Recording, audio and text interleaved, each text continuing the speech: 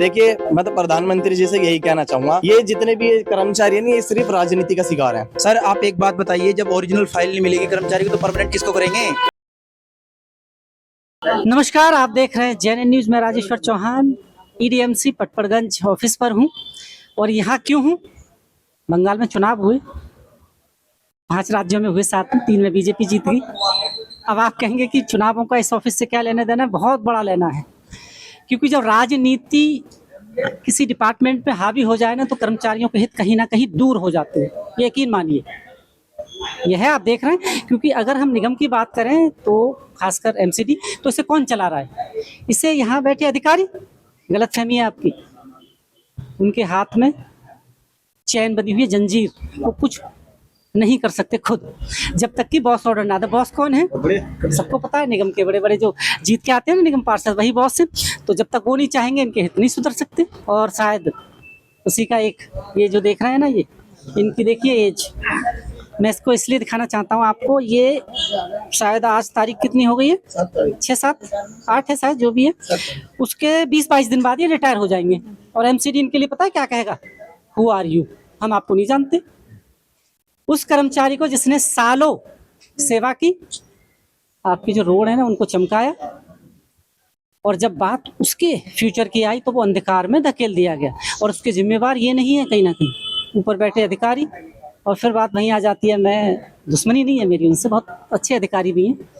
नीचे से शुरू होता है एसआई या फिर जिनको आप इंस्पेक्टर कहते हैं। मेरी पर्सनल दुश्मनी नहीं है। लोग कहते हैं कि आप हम पे आरोप लगाते हैं, मेरे पास प्रूफ है तभी मैं आरोप लगाता हूँ। महरोलिया साहब हैं, इन साहब कोशिश चल रही है इनको कि कुछ पक्का करा दिया जाए। महरोलिया साहब, क्या मामला है पूरा, मुझे ये बता दीजिए पहले सारा। देखिए चौहान साहब, पहले मैं आपका धन्यवाद करता हूं कि आप हमारे हम गरीब लोगों की, मजदूरों की आवाज़ उठाते बात करते हैं। ये मंगत जी है, इनका मेरे पास कॉल आया भी तकरीबन 8 दिन पहले। इंस्पेक्टर का कॉल आया इनके कि प्रमोद जी एक बार ऑफिस आ जाओ, हमारे कर्मचारी रिटायर हो जाएगा। वार्ड से हैं ये? 200 कौन से जोन से? 205 वार्ड से है, इसी जोन से है जिसमें हम खड़े हैं, सादरा साउथ जोन से। वार्ड भी यही है बराबर में, 205 वार्ड। तो अरविंद जी इंस्पेक्टर, उन्होंने कहा जी एक कर्मचारी रिटायर हो जाएगा और आप लोग मेहनत करने वाले लोग हो, केवल आप इसकी मदद कर सकते हो। मैंने कहा ठीक है, आप मेरे पास भेजो। ये मेरे पास आए, मैंने इनकी फाइल देखी। सच्चाई तो ये है सर कि जब मैंने फाइल देखी तो फाइल में ये 1999 में सीनियर लिस्ट में इनका नाम है। उसमें नाम है इनका? हाँ, एक बार नहीं 2 बार इनका सीनियर लिस्ट में नाम है। फाइल एकदम वेरीफाई है, सब कुछ कंप्लीट है। तो दिक्कत कहाँ आ रही है फिर? दिक्कत यहाँ आ रही है ना, दिक्कत यहाँ आ रही है सर, ये भ्रष्टाचार जो है ना, यहाँ पे दिक्कत आ रही है। और मैं सीधे शब्द में बोलूं, मैं बोलता हूँ, हाँ, पैसे नहीं है शायद इनके पास 2-4 लाख देने को। बिल्कुल, वरना अभी लेटर मिल जाएगा इनको। बिल्कुल बिल्कुल। जब इनके पास ये चीजें हैं तो इनका रिकॉर्ड में कहीं ना कहीं नाम जो 2000 का था वो 99 की जगह 2000 कर दिया। इनके पास बड़े फंडे हैं। तो जो आप मुझे बता रहे हो टेक्निकल की, अगर सीनियर टी लिस्ट की बात करें 99 में इनका नाम है, 2007 से इनका दिखा रखा, तो इनकी गलती तो नहीं है? इन्होंने तो नहीं किया सर, वो इन्हें तो ये पता भी नहीं होगा कि मेरे साथ क्या खेल हो गया। इन्हें ये पता भी नहीं है। जब इनका 99 में सीनियर लिस्ट में नाम है, यहाँ पे इनका 2000 में हो गया, आधार में इनका सब कुछ सही है, सब कुछ ठीक है, तो फिर who will be responsible sir? ये तो कर्मचारी नहीं है। मुझे लगता है इसको तो पढ़ना लिखना भी नहीं आता होगा, ये तो अनपढ़ है, इनको तो पेन चलाना भी नहीं आता। फिर इनका हेडक्वार्टर में सीनियर लिस्ट में 99 में रिकॉर्ड कैसे गया? एक बार नहीं 2 बार कैसे आ गया? यहाँ से जब फाइल जा रही है तो उसे रोकने के 1000 बहाने। आधार कार्ड होता है एक, शायद उससे भी बड़ा इनके पास कोई ऐसा कुछ होगा। उसमें भी ये फैसिलिटीज है कि अगर आपका कुछ दिक्कत है नाम या किसी की, तो ऑनलाइन आप सही कर सकते हैं। हाँ, हाँ। यानी उसने भी इतना बड़ा, जबकि वो देश का सबसे बड़ा आइडेंटिफाई नंबर है, आपका पर्सनल नंबर, उसने ये सुविधा दी है। इसमें कोई सुविधा नहीं है कि कर्मचारी अपना जो भी गलत हो गया है उनका नाम या पोर्टल पर उसको सही करवा पाए। धक्के ही खाते रहते हैं सालों। सर सुविधाएं सारी है, लेकिन ये गूंगे बहरे हैं, यहाँ पे पैसा चलता है। आप देख रहे होंगे एमसीडी में, उधर नॉर्थ में तो किस तरीके की चीजें हो रखी है। यहाँ पर पहले कभी कोई बैठ जाता रिकॉर्ड रूम में, कभी कोई बैठ जाता है, क्या काम होते नहीं। अब एक मैडम बैठी है आके, उनसे जितनी बार भी जाओ, हाँ सर हो जाएगी आपकी फाइल, हाँ सर हो जाएगी आपकी फाइल, कुछ नहीं होता। इनके पास वक्त भी नहीं बचेगा, तब तक कुछ भी नहीं बचेगा। इसलिए जब मुझे पता चला, मेरे पैरों के नीचे से जमीन निकल गई, मुझे नींद नहीं आई रात भर। मैं तुरंत माननीय चेयरमैन साहब संजय गहलोत जी के पास इनको लेके गया। मैंने कमिश्नर साहब को लेटर लिखवाया, मैं खुद कमिश्नर साहब के पास इनको लेकर के गया। एडिशनल कमिश्नर अनिल मिश्रा जी के पास लेके गया, एडीसी अनिल कुमार जी के पास लेके गया। अनिल जी ने मुझे ये कहा, जब तक इनकी फाइल ऑब्जेक्शन लग के वापस आ गई थी, उन्होंने मुझे कहा कि प्रमोद जी, यदि इनका नाम सीनियरिटी लिस्ट में हुआ तो मैं इनका पक्का करने के लिए तैयार हूँ। आज हम इनकी फाइल को लेकर के, क्योंकि फाइल प्रोसेस से जाएगी, ऐसे तो जाने की नहीं, कोशिश से जाएगी। इसलिए कल हमने, जो यहाँ पे चेयरमैन है रामकिशोर शर्मा जी, बहुत अच्छे चेयरमैन हैं, हमेशा मदद करते हैं, उनसे मैंने लेटर लिखवाया है, प्रोसेस करवा के हम हेडक्वार्टर लेके जाएंगे।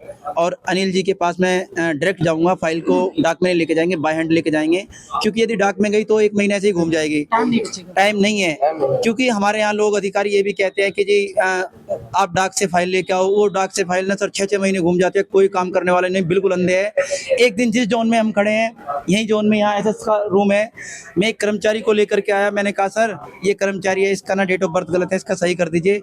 तो ऐसे साहब मुझे कहते हैं मेरी खुद ही गलत है, मैं कैसे कर दूं? तो बड़े आप देख लीजिए, जो अधिकारी दूसरों की चीजें सही करता है वो एक छोटा सा आंसर बोल देता है, मेरी खुद की गलत है। अब इसका क्या मतलब समझा जाए?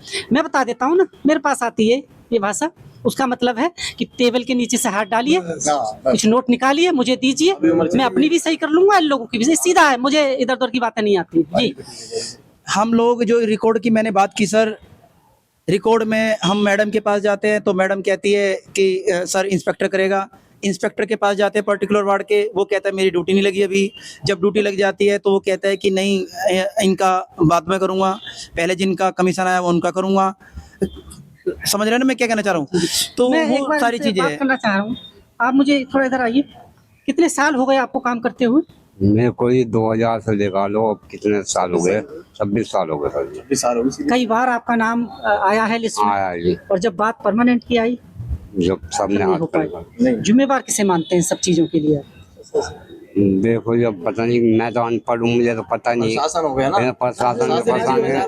मैं हाँ आपको याद दिलाना चाहता हूँ, आपको अनपढ़ होना कोई गुनाह नहीं है, और गुनहगार पता है कौन है? जो अपने आप को पढ़ा लिखा कहते हैं। ये उनका दायित्व तो है ऐसे कर्मचारियों की हितों की रक्षा करना। अगर इन्हें पढ़ना नहीं आता तो ये कौन है? गुनहगार, इस देश के नागरिक नहीं है? इनके सारे अधिकार छीन लिए।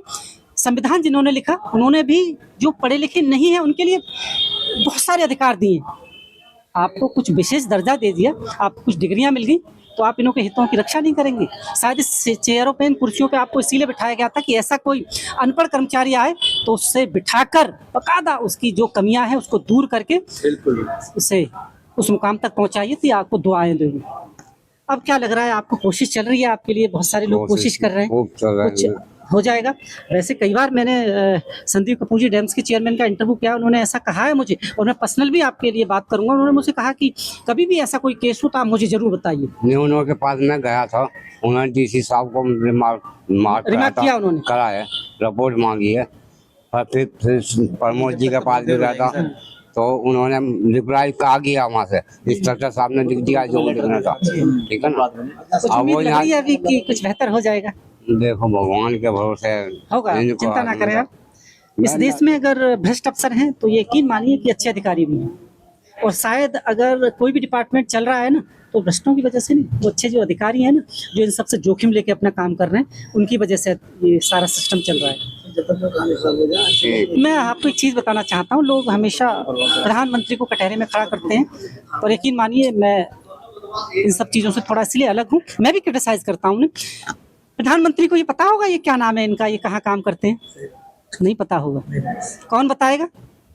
कौन बताएगा? ये जो बीच में लोग होते हैं ना, जिन्हें चुना जाता है, सांसद एमएलए को भी नहीं पता होगा इनके बारे में। कौन बताएगा? निगम पार्षद चुना गया है ना, कि अगर पहले निगम पार्षद को बोलो फिर वो उसके बाद की बात नहीं है, तो वो एमएलए को एमएलए नहीं तो सांसद साहब सीधे पीएम मोदी की बैठक में बैठे, वो उनको आग्रह कर सकते हैं। यानी हर चीज़ का एक सिस्टम बना हुआ है, पर यहाँ सिस्टम की धज्जियाँ उड़ी हुई हैं, तो उम्मीद किससे करेंगे हम?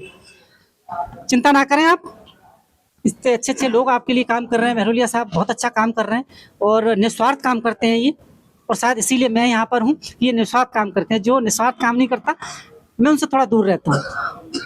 महरोलिया साहब क्या आश्वासन देना चाहते हैं आज इन्हें? इनकी जो आंखें हैं ना, ये सब कुछ बयां कर रही हैं उनके दर्द को। जब एक गरीब असहाय उसके पास शब्द खत्म हो जाते हैं ना, तो उसकी आंखें बोलती हैं, और वो मैंने देखा है इनकी आंखें बोलती हैं। अच्छे समझ सकता हूँ, ये हमारे पिता की उम्र के हैं और बड़ा दुख होता है, बड़ा दर्द होता है। जब मैं इनकी तरफ को देखता हूँ मुझे मतलब खुद रोना आ जाता है ऐसी चीज़ें देख करके कि इतने 26 साल काम करने के बाद भी एक कर्मचारी यदि रिटायर होकर के घर कच्चों में जा रहा है तो ये हमारे लिए बड़े शर्म की बात है। हम अपने आप को नेता कहते हैं, हम अपने आप को लीडर कहते हैं समाज का, तो हमें डूब के मर जाना चाहिए कहीं यदि हम काम निकलना नहीं, आप अच्छा काम कर रहे हैं, ऐसे करते रहिए। हम लोग ये चीज़ें देख करके सर बड़ा दुख होता है।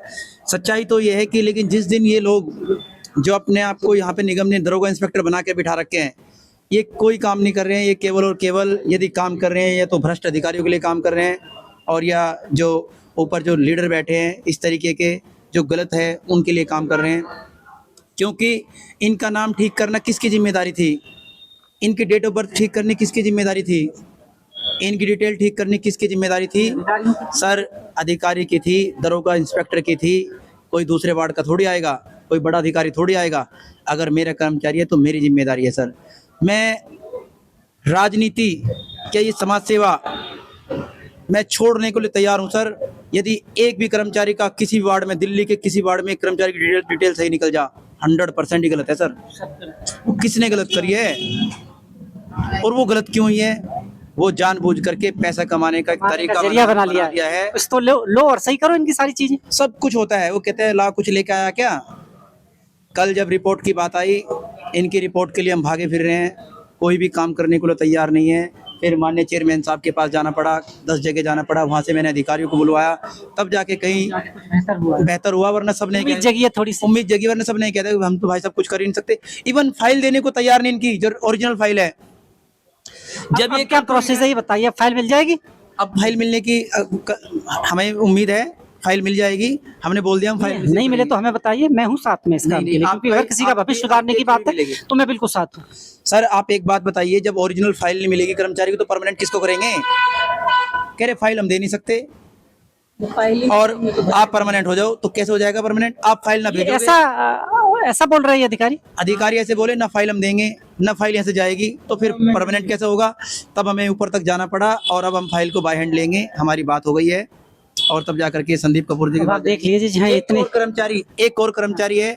ये 1 महीना 1 साल रह गया है। ये माता जी देखिए, ये 98 की लगी हुई है, 98 की लगी हुई है। ये रो रही थी ये भी आ जा करके, जब तो इनका मात्र 1 साल रह गया है। देखिए इस आज ये भी बेचारी आई है, ये एक उम्मीद लेके ये आई है कि सर कहीं ऐसा ना हो जाए जैसे ये सर तो रिटायर हो ही रहे हैं, तो ये मैं भी मुझे लग रहा मंगत जी मेरे मंगत जी के साथ आइए, मैं इसी वार्ड में। मेरे वार्ड में कितने समय से आप काम कर रही हैं? मेरे को 28 साल हो गए। कच्चे में ही काम कर रही हैं? कच्चे में काम कर रही हूँ। 28 साल हो गए, यानी कि कितना वक्त अगर आपके पास बचा है रिटायरमेंट को, मतलब नजदीक 1 साल। 1 साल। हाँ जी, मैं तो रोज कहती हूँ मेरे काम करके काम ही नहीं हो रहा, काम ही नहीं हो रहा। क्या दिक्कतें आ रही हैं? क्या किस वजह से आप पक्के नहीं हो पा रहे? मैंने भाव दौड़ करी मंगत जी के साथ, अपने फाइल निकलवा के देखी तो उसमें कहते कि तुम्हारा थोड़ी जगह कम है, मतलब जब गैप है, तो मैं वहाँ से गई बैंक स्टेटमेंट निकल। कितने साल का गैप है? 2 साल, मतलब गैप नहीं है। जब मैं इसलिए पूछ रहा हूँ, मुझे भी पता है 2 साल का भी अगर गैप है तो 2 साल के गैप की अथॉरिटी डीसी साहब के पास है, वो उसको कवर कर सकते हैं, इसलिए वो गैप नहीं माना जाएगा। बात बताइए सर, बैंक में जो सैलरी आई है मेरी, क्या उसमें वो गैप ही जो लिखी हुई सैलरी आ रही है? सैलरी आ रही है, स्टेटमेंट। अब एक बार फिर देख लीजिए, पहले भी मैंने मुद्दा उठाया था कि जब सैलरी आ रही है स्टेटमेंट में बकायदा है कि एमसीडी ने सैलरी दी है, तो गैपिंग का मतलब क्या है? यानी गैपिंग का मतलब कहीं ना कहीं इनके निचले अधिकारी, जिससे फिर बात वहीं आ जाती है, इंस्पेक्टर या फिर दरोगा, क्या कहते हैं जो भी कहते हैं, पूरी स्टेटमेंट उन्होंने जानबूझकर ये किया फाइल ताकि इस मास से कुछ शर्म आनी चाहिए आपको।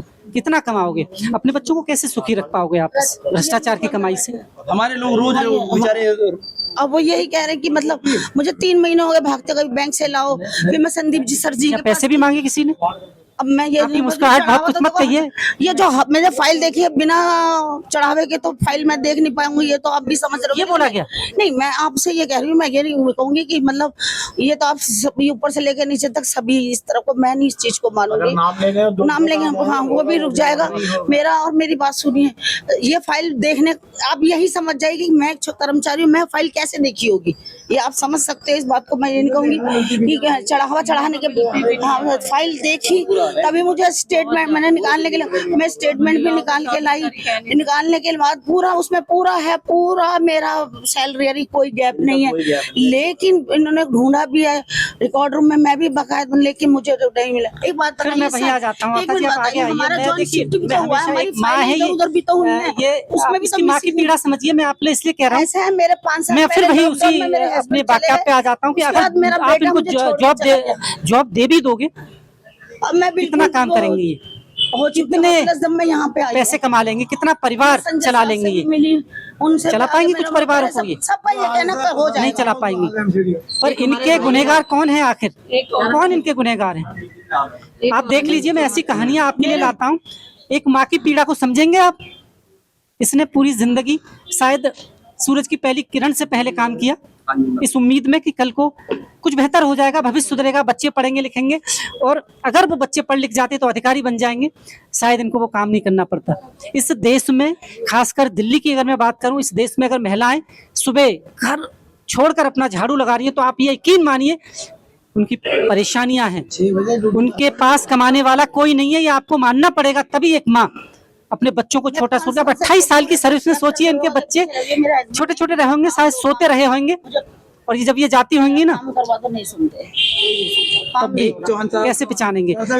एक और केस है, नितिन भाई है, ये नितिन भाई ये वो है जिन्होंने निगम की सेवा करते करते 25 साल सेवा करते करते अपनी माँ इनकी शहीद हो गई, माँ चली गई है ना, इनके पिताजी भी गुजर गए, और जब ये मतलब इनकी माँ थी पहले, हाँ, माँ भी गुजर गई, पिताजी भी गुजर गए, दोनों एमसीडी में थे, दोनों एक थे, एक एमसीडी में था, पक्के थे कच्चे थे? परमानेंट। इधर आ जाइए थोड़ा, मैं आपसे बात आपके माता जी मैं चीजें बता देता हूँ एक बारी, फिर आप इनसे पूछना। तो ये सब चीजें होने के बाद जब ये लगे, तो इनको लगे हुए लगभग 8-9 महीने हो गए, आज तक सैलरी नहीं मिली। जिस घर में से उनके माँ बाप चले गए हो, घर की स्थिति वैसे ही खराब हो गई हो, ना पैसा मिला और ना ही नौकरी, ना तनख्वाह मिली। मैं आपसे- ये नितिन भाई है, आप इधर आइए, वार्ड नंबर 202, आप करना मुलक पे ही हैं एक तरह देखा जाए तो। हाँ, करना मुलक पे हैं, डेथ केस पे। डेथ केस पे हैं आप। 8 महीने से आप काम कर रहे हैं, आपको तनख्वाह नहीं है? मेरी सैलरी नहीं आई। किस वजह से तनख्वाह नहीं है आपकी? पता नहीं सर, वो मैं किसी से पूछता हूँ तो मैंने कहा सर मेरी सैलरी क्यों नहीं आ रही, तो बोलते हैं आ जाएगी आ जाएगी, मेरे से काम करवाते, तनख्वाह नहीं आएगी। 8 महीने हो गए। प्रमोद जी, ऐसा भी हो रहा है क्या? ऐसा हो रहा है सर। अभी आप कौन सी वार्ड में है आप? Ward number 202। आपके पास नंबर है किसी इंस्पेक्टर का? मैं अभी फोन करता हूँ उसे और अभी पूछता हूँ सैलरी क्यों नहीं आ रही नहीं है मेरे पे अभी है। नंबर। मुझे नंबर जरूर दीजिएगा। ठीक है मैं ये जरूर पूछूंगा कि सैलरी किस वजह से नहीं आ रही है। ठीक है कौन घर में कमाने वाले? आप ही? सर, मैं ही हूँ एक कमाने वाला। पक्की नौकरी भी नहीं होगी लगी है ये तो, क्योंकि ये तो कच्ची देते हैं। और अभी तो कितने 8-9 महीने हुए, अभी तो 30 साल काम कराना है आपको इनका कच्चा। कैसे हो? एमसीडी में तो यही चल रहा है। बिल्कुल। देखो इसकी हालत बेचारे क्या हालत हो रखी है, घर कैसे चल पा रहा है? सब कुछ बिक गया।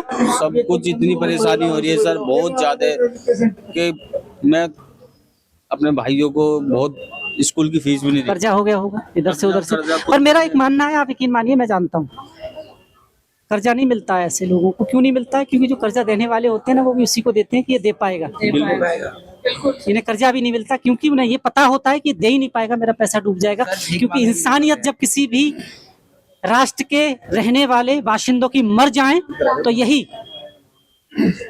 तस्वीर बनती है। तस्वीर देख लीजिए आप, ये तस्वीर का नमूना आपको इसलिए दिखा रहा हूँ, जब इंसानियत मर जाती है ना, तो ऐसी तस्वीर बनती है। शायद मुझे नहीं पता क्या होगा। जनाब, क्या चल रहा है ये सब एमसीडी में? सर देखिए, मेरा नाम कुलदीप चिंडालिया है और मैं इसी जोन पे अध्यक्ष हूँ, सादरा साउथ जोन से, एमसीडी प्रेमल साइकिलन से। और आपके चैनल का मैं बहुत बहुत धन्यवाद करना चाहता हूँ और बड़ी खुशी भी हो रही है कि आप ऐसे लेटेस्ट मुद्दे आप उठा रहे हैं। ऐसे ही मुद्दे हमारे इंटरनेशनल चैनल पे उठने लग जाए, आज तक, जी न्यूज, वहाँ ऐसे मुद्दे नहीं आते। लेकिन मैं अप्रिशिएट आपको करता हूँ कि आप जमीनी स्तर पे हमारे कर्मचारी जो गरीब मजदूरों की आवाज उठा रहे हैं। सर, इस जोन में जितनी भ्रष्टाचारी है, अब जैसे आपने एक प्रधानमंत्री का मुद्दा बोला था, देखिए मैं तो प्रधानमंत्री जी से यही कहना चाहूंगा, ये जितने भी कर्मचारी है ना, ये सिर्फ राजनीति का शिकार हैं। अगर अभी इनको कहीं चैनल दिखाने की बारी आ गई, कहीं प्रचार करने की बारी आ गई, तो अभी ये पीतल के बर्तन में पैर धो देंगे कर्मचारी के। आपने देखा भी होगा मीडिया द्वारा, प्रधानमंत्री जी जो सफाई कर्मचारी हैं, और वो पता नहीं कौन से सफाई कर्मचारी थे, हमने तो आज तक देखा नहीं उनके कहाँ बीट है कहाँ नहीं है, पता नहीं कहाँ से उनको लाया गया, बस उनके पैर धो रहे थे।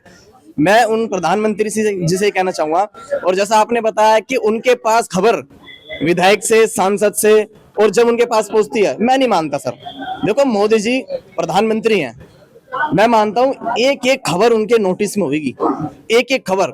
जब कोरोना काल में वो इतनी बड़ी घोषणा कर सकते हैं कि सफाई कर्मचारी का ध्यान रखा जाए, डॉक्टरों का ध्यान रखा जाए, पुलिस सैनिकों का ध्यान रखा जाए, कैसे ध्यान रखा जाएगा?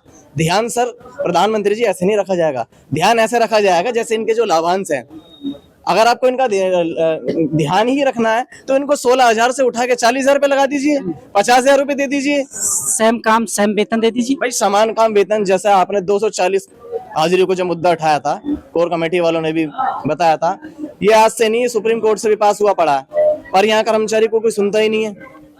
कैसे सुने? भ्रष्टाचारी बहुत है। अभी ये अधिकारी क्या बना लेते थे, सादरा साउथ हो गया, सादरा नॉर्थ हो गया, 12 जोन में बता रहा हूँ। अब आपके सामने कौन है? नेता है ना, यूनियन लीडर्स है ना। वहां पर राजकुमार जी ने आत्महत्या की, जब भी जमीनी स्तर पर नेता दिखे, कोई अधिकारी नहीं दिखा होगा।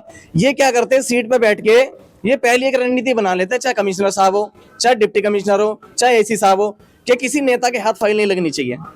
आप बताइए, आपके चैनल के माध्यम से मैं कहना चाहता हूँ, अगर हम संगठन चला रहे हैं तो हमने जो पटका पहन रखा है तो कर्मचारी को तो पहन रखा है। एक चीज आपने नेताओं की बात की, तो मैं यहाँ आपसे ये जानना चाहता हूँ, और इसमें कोई कड़वे शब्द हैं थोड़े, पर नेताओं ने कहीं ना कहीं कुछ तो अनैतिकता की है। मैं सबको नहीं कह रहा, इसमें बहुत सारे ऐसे नेता हैं कि जिसकी वजह से शायद कर्मचारियों का विश्वास उनसे डगमगाया है। देखिए वो नेता नहीं है, पहली बात तो। नेता वो है जो जमीनी स्तर पे आवाज उठाएंगे, नारेबाजी करेंगे, मुर्दाबाद करेंगे, निगम प्रशासन के खिलाफ आवाज उठाएंगे, वो काम करने वाले नेता है। मैंने ये इसलिए बोला, आप क्योंकि जो आप नारे लगाइए, कुछ भी करिए, मेरा इससे तात्पर्य ये है कि क्या नारे लगाने से कर्मचारियों के हितों को साधा जा सकता है? आप लगाइए, पर दरकिनार तो इनके हित हो रहे हैं ना कर्मचारियों के, इनकी। अब आप देख ही रहे हैं, आपके सामने 3 केसेस मिल गए। देखिए मैंने उसी चीज को बोला। देखिए जैसे आंटी जी का मुद्दा उठाया जाए, आंटी जी की साथ इतनी विडम्बना हुई है कि इनका सगा बेटा भी इनको छोड़ के चला गया। आज डिपार्टमेंट इनकी तरफ, मैं आपको वही तो आपने बोला था ना कि ये फाइल देखने को कैसे मिलेगी, मैं वही रणनीति पे आ रहा था। ये इन्होंने पहली मुहिम बना ली है कि किसी नेता के, किसी संगठन के खिलाफ फाइल नहीं लगेगी। यार काम ये कराएंगे नहीं, फाइल डाक में पड़ी रहेगी। जो संगठन के जो लोग होते हैं उनको अवगत रहता है, उनके समाज के लोग रहते हैं। मैं आपको एक चीज बता दूं, आज सरकारें अपना काम अगर ठीक से करें तो नेताओं की जरूरत ही नहीं है। क्यों जरूरत है नेताओं की? किसी नेताओं की जरूरत नहीं पड़ेगी, क्योंकि अगर इस देश या यहाँ जो जितने भी एसएस से लेके दुनिया भर के अधिकारी हैं, उनका काम क्या है? आओ ऑफिस बैठो, लंच करो और घर चले जाओ। ये तो काम नहीं हो सकता। जैसे एक सफाई कर्मचारी सुबह उठ के रोड को क्लीन करता है, साफ सफाई करता है, उसका काम है ये, उसे पता है। तो ऐसे इन अधिकारियों को भी पता है कि मेरा काम है उस कर्मचारी की जितनी फाइल है, उसकी जितनी भी प्रॉब्लम है, उनको सॉल्व करना, ऊपर पहुंचाना। यानी अपने अधिकार का, उसके अधिकार क्षेत्र में जितना काम आता है वो तो पूरा करे कम से कम वो। और जब वो पूरा नहीं करना चाहता है तो मामला ऐसे ही फंस जाता है, राजनीति हावी हो जाती है, और फाइल सालों दर साल एसएस से कहीं और कहीं और कहीं और कहीं डीसी भटकती रहती है। और एक समय आता है जब ये अधिकारी ट्रांसफर हो जाते हैं, और बाद में जब वो फाइल ढूंढने जाता है तो वो फाइल, यकीन मानिए आंसर पता क्या मिलता है? सर वो तो चूहा खा गए। ये जिंदगी की हकीकत नहीं, मैं भारत की हकीकत बता रहा हूँ। यदि फाइल को, अगर फाइल की बात आई है, एक फाइल मूवमेंट से होते हुए डाक से वार्ड में चली जाए, तो मैं गारंटी के साथ कहता हूँ वो 10 साल में वापस नहीं आने की, जब तक कोई वहां पे उसको देखने न जाए। और एक बार नहीं 10 बार जाना पड़ता है जब निकलती है। तो ये चीज है। हमारे बीच में एक और बड़ा सेंसिटिव केस है। हाँ जी हांडा जी, ये रजनीश हांडा जी है, हमारे भाई है, वार्ड संख्या 210 में काम करते हैं और 97-98 के लगे हुए हैं। लेकिन इनकी गलती ये है सिर्फ कि इनके रिकॉर्ड को यहाँ से सीबीआई ले गई थी। जब सीबीआई रेड हुई थी तो वो ले गई थी, बिल्कुल सही बात है। 2005 तक का रिकॉर्ड सीबीआई लेगी। मैं ये जानना चाह रहा हूँ, तो भुगतना इनकी गलती थी उसमें क्या? नहीं, अब गलती इनकी है, ये कच्चे प्रशासन की गलती थी। तो अधिक दरोगा इंस्पेक्टर तो ये कहते हैं, उनके पास एक जवाब है कि हमारे पास रिकॉर्ड सीबीआई में। सीबीआई से रिकॉर्ड कौन लाएगा भाई? क्या कर्मचारी सीबीआई से रिकॉर्ड? आप देखिए, ये सिर्फ भ्रष्टाचार का निशानी है और कोई लेना देना नहीं है। अगर सीबीआई ले गई है, मान लीजिए 2 प्रदेशों की बात करता हूँ, अगर एक प्रदेश में कुछ दिक्कत है तो दूसरे प्रदेश की पुलिस यहाँ आना चाहे तो कांटेक्ट करती है ना, वो आपस में कर लेते हैं। अब वहाँ का उसका परिवार वाला या वहाँ का निचले स्तर का अधिकारी तो नहीं करेगा, करना है तो आप डायरेक्ट फाइल मंगा सकते हैं अगर इनका कोई रिकॉर्ड होगा तो। नहीं, इसमें फाइल मंगाने की भी जरूरत नहीं है। आप वहाँ से एक लिखवा के ले जाइए कि हमारे पास इतने महीने का इतना रिकॉर्ड हमारे पास है, बस बात खत्म। और उस भी आप पे लिख दीजिए भाई यहाँ से यहाँ तक का रिकॉर्ड इनका सीबीआई का आ गया, कंटिन्यू कर रहे हैं हम, दे रहे इनको परमानेंट कर दीजिए, इसमें क्या कितने दिक्कत साल हो वाली गए बात है? आपको जनाब? सर देखिए, मैं 18 साल की उम्र से मैं लगा था, जब मेरी 18 साल की उम्र थी, और आज 47 साल मुझे हो गए, 47 साल की उम्र हो गई मेरी, 29 साल मुझे कार्यरत हुए इसमें हो गए, एफजीदार में मैं लगा हुआ हूँ, लेकिन इसमें आप एफसीदार में एफजीदार में हूँ। डिलीवरी नहीं है इसका मतलब, मैं आपको बता देता हूँ। अब देखिए एफसीदार का मतलब है डिलीवरी, यानी आपको पता है काम कब मिलेगा? जब कोई छुट्टी पर जाएगा, और नहीं जाएगा तो वो नहीं मिलेगा। 1 दिन काम मिलेगा, 2 दिन मिलेगा, 4 दिन मिलेगा, कैसे घर चलेगा आप बताइए मुझे? 4 दिन महीने में ड्यूटी, और किसी को तो 2 दिन, और किसी को कभी नहीं मिलती। एमसीडी ने इन सबको बधुआ मजदूर बना रखा है। इस देश में सब कुछ बदला, बहुत कुछ बदला है, पर अगर नहीं बदला तो शोषण का नतीजा वो आज भी वही है जो सालों से चला आ रहा था। और ये जो देख रहे हैं आप, ये शोषण की तस्वीर है आपके सामने। इस तस्वीर से समझ जाइए, आपको ज़्यादा दिमाग लगाने की जरूरत नहीं पड़ेगी कि शोषण ऐसा होता है और शोषण के बाद आदमी ऐसा नजर आता है। आपके साथ तो ये शोषण ही है पूरा। जी सर, देखिए मैं आपके चैनल के माध्यम से बताना चाहता हूँ, ये 450 आदमी इस वार्ड में थे, वार्ड नंबर 210 में, जिसमें से पक्के होने की आस में कुछ मृत्यु प्राप्त हो गई, किसी ने नौकरी छोड़ दी, कोई अपने गांव चला गया। अब लगभग 250-300 आदमी बचे हैं जो इस केस से रिलेटेड है, जिसके सीबीआई में केस गए हुए हैं। लेकिन एक पट्टी के 4 पट्टी होती है, एक पट्टी के केस उसमें गए हुए थे सीबीआई में, लेकिन इस भ्रष्ट कर्म अधिकारियों ने क्या बोल दिया कि पूरे वार्ड के ही गए हुए एक चीज रिकॉर्ड। मुझे बताइए, अभी भी कंटिन्यू कर रहे हैं काम? कितने दिन ड्यूटी मिलती है? जी अब तो मिल जाती है 10-15 दिन ड्यूटी मिल 10-15 दिन हम बाकी। हाँ चौहान जी। साहब, अभी आपको ये थोड़ा अच्छे लग रहे होंगे, लेकिन एक सिचुएशन ऐसी आ गई थी, डिप्रेशन में चले गए थे, मरने की कंडीशन हो गई थी। मैं इनकी फोटो भी दिखा सकता हूँ। ये किराए पर रहते थे, किराए मकान मालिक ने इनके बर्तन बाहर फेंक दिए थे, बच्चों को बाहर खड़ा कर दिया था। मैं उस वक्त वहाँ गया था, तब मैं वहाँ खड़ा होकर जब मैं रोया था वहाँ, तो बच्चे कैसे रो रहे होंगे आप अंदाजा लगा सकते हो। और ये मरने को तैयार हो गए थे, एकदम रात दिन नशे में रहने लगे थे। लेकिन ये ऊपर वाले की मेहरबानी की आज थोड़ा सा हमने इनको हिम्मत दी और दूसरी जगह किराया मकान दिलवाया। आज भी बेचारे किराए पे रहते हैं, बच्चे काम करते हैं, छोटे छोटे बच्चे, बीवी बर्तन कहीं मांजती है, तब जा करके आज गुजारा चल रहा है, वरना तो सिचुएशन बहुत खराब हुई थी। ऐसे हमारे बीच में ही लोग हैं। तो सर अब आप देख लीजिए एमसीडी जिसे आप कहते हैं ना, दिल्ली नगर निगम, और बात दिल्ली नगर निगम की नहीं है, मैं सारे भारत की बात कर रहा हूँ जो नगर निगम की श्रेणी में आते हैं। मैं सब कर्मचारियों को बखूबी जानता हूँ, क्योंकि मुझे कॉल आते हैं मध्य प्रदेश से लेकर छत्तीसगढ़ से लेकर बंगाल तक के मुझे कॉल आते हैं। और यकीन मानिए, एक स्टोरी मैंने डाली थी, आप के पैरों तले जमीन निकल जाएगी। जम्मू कश्मीर से मुझे कॉल आया एक का कि नगर निगम में काम करता हूँ सर, और मेरे पिताजी गुजर गए थे, उनकी जगह मुझे काम मिला। तो मैंने कहा अच्छा, तो उस वक्त कितनी सैलरी थी आपकी? सुनना चाहेंगे? 600 रुपये। तो मैंने अब कितनी है? और ये अभी फिलहाल की बात बता रहा हूँ, साल भर पहले की बात नहीं, अभी की बात बता रहा हूँ फिलहाल की। तो मैंने अब कितनी है? कह रहे सर 1500 रुपये। घर चला के दिखा दीजिए आप मुझे 1500 रुपये में। ये हालत है नगर निगमों की। सैनिक, नगर निगम का सैनिक कहा जाता है ना इनको। सर पता है क्यों कहा जाता है? सैनिकों को शहीद करने के लिए ये दर्जा दिया है कि आप शहीद हो जाओ हमारे लिए। हम तुम्हें नहीं जानते, आप साफ सफाई करो और अपने घर जाओ, आपके हितों की रक्षा आएगी। तो हम आपको नहीं जानते। आप देख रहे हैं JNN न्यूज़। बहुत बहुत धन्यवाद।